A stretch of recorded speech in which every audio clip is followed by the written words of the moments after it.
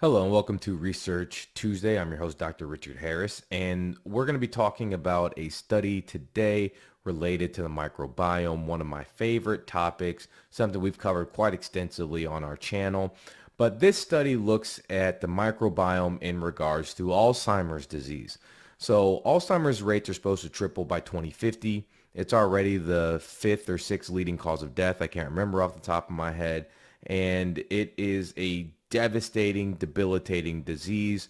We're actually going to do a two-part podcast series on Alzheimer's, one from the scientific perspective and one from the perspective of someone who's trying to fight that disease. Stay tuned for that. That should be out next month. But Alzheimer's disease is a neurodegenerative dementia caused by accumulation of these amyloid plaques in the brain and deposition of something we call hyperphosphorylated tau. Now, what does that mean? It means that you have these particles that deposit in the brain, cause inflammation, cell damage, and that causes the clinical picture of Alzheimer's disease. So there's pretty good evidence that shows that there is increased levels of inflammation in people who have Alzheimer's disease. And that is in the brain, in the blood levels. You have increased cytokines, which are chemical messengers from our immune system. And you have increased activation of microglial cells. Microglial cells are a type of immune system cell that is part of our innate immune system in the brain. If you want to know more about innate versus the other form of the immune system, check out our immunity podcast. And that talks all about the immune system and what it is and how it activates.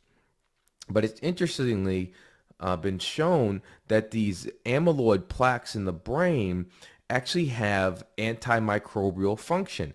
And so one of the things that we think why Alzheimer's develops is because of inflammation in the brain, and the brain lays down these betaloid plaques, these amyloid plaques, to protect the brain from microbes. And so it's been shown that this perturbations and disruption in the gut microbiome can influence neuroinflammation. And there are some studies that show that if you have more E. coli or Shigella and decreased eubacterium, that can lead to inflammation. There's also data that shows that if you have a decreased Firmicutes to Bifidobacterium to Bacteroides ratio, so Firmicutes to Bacteroides ratio, that is a pro-inflammatory ratio. That's something that we look at in holistic medicine, and that's been associated with Alzheimer's, the profile of the microbiome in Alzheimer's patients. And also, we know that some of these disruptions in the microbiome lead to an increased production of LPS, which is lipopolysaccharides. These are part of the gram-negative type of bacteria, and they cause a lot of inflammation. And these LPS molecules have actually been found in the amyloid plaques in and around the vessels and in the brain. So that plaques that we talked about due to the amyloid protein were formed to help protect the brain from these inflammatory models of the LPS. And that's really interesting. And also some previous studies have shown that the LPS levels correlate with the degree of inflammation cell activation. And that's been something that's really interesting and a part of the pathology of Alzheimer's. And then this causes disruption in the normal functioning of what the endothelium, what we mean basically the blood vessels.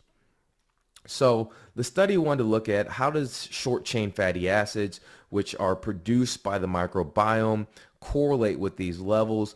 Now, short chain fatty acids are very important for our overall metabolism, mainly butyrate. And short chain fatty acids and butyrate serve as energy for our gut cells. They help us maintain the barrier function in our gut. They also help the brain because in Alzheimer's and some other neurodegenerative states, the brain cannot efficiently use glucose for energy, sugar for energy. And so this is why a lot of people are so keen on ketosis, and butyrate is another substrate that the brain can use for energy when it cannot burn sugar efficiently. And there's also evidence that shows that the short chain fatty acids and butyrate help to modulate the function of the microglial cells in the brain. And it does this by changing epigenetic changes. So it doesn't change the DNA, it just changes the way the DNA is expressed.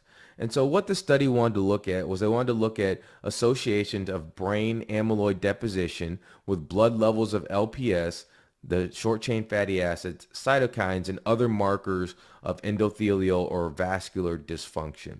And so they looked at people between the ages of 50 and 85 who had known cognitive impairment. And so what did the study find? So they found out that the LPS, with elevated LPS levels, there was an increased association of amyloid pathology in the brain areas that they looked at. So increased LPS, increased inflammation, increased amyloid deposition. And so when you have dysbiosis, especially with these gram-negative bacteria, what happens is that LPS causes the integrity in the gut to be lessened. So you get leaky gut where there's permeation, where there's allowing things like these LPS molecules to get from the gut into the bloodstream, and it circulates into the brain.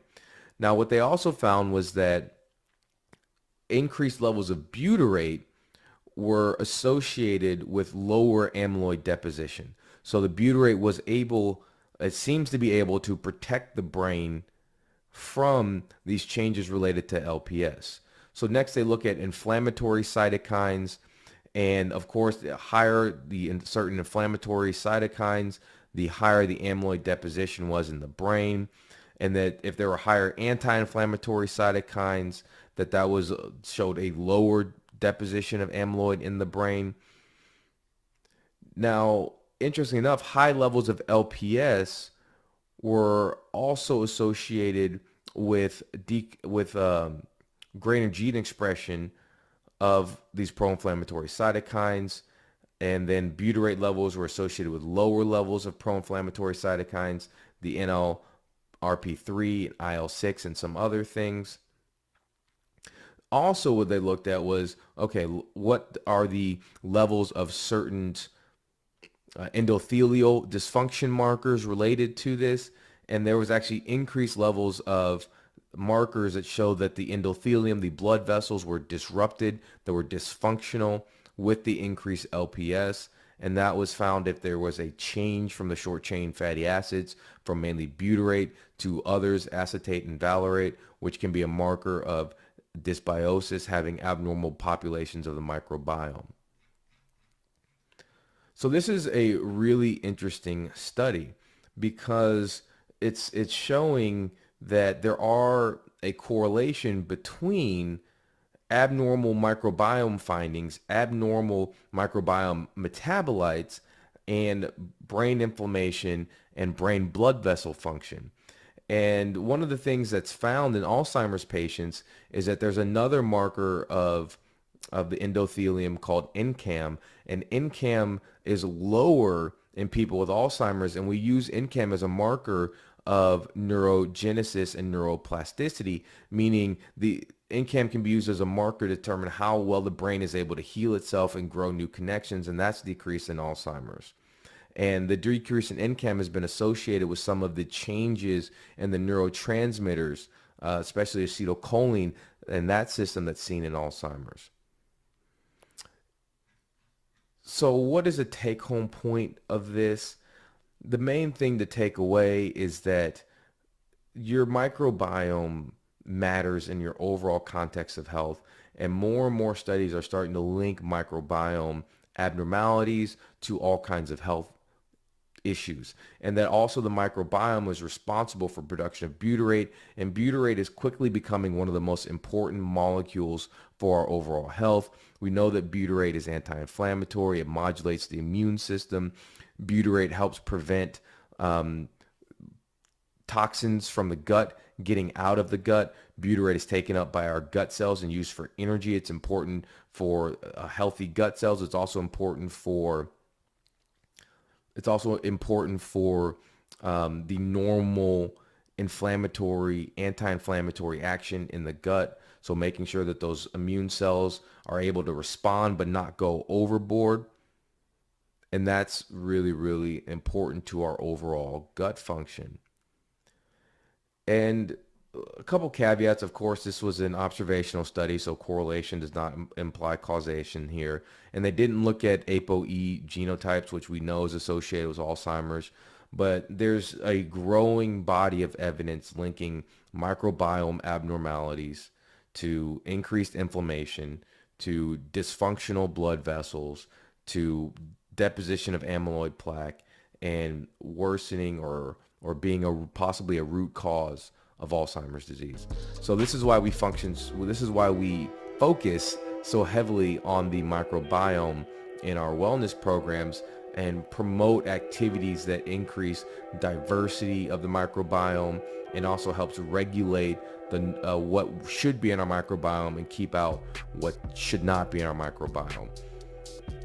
And there's so many things that go into this, so many inputs and outputs, but that's why we have a comprehensive wellness plan to help promote the function of our microbiome to help prevent diseases like Alzheimer's. So if you're interested, check out the link below to our wellness programs.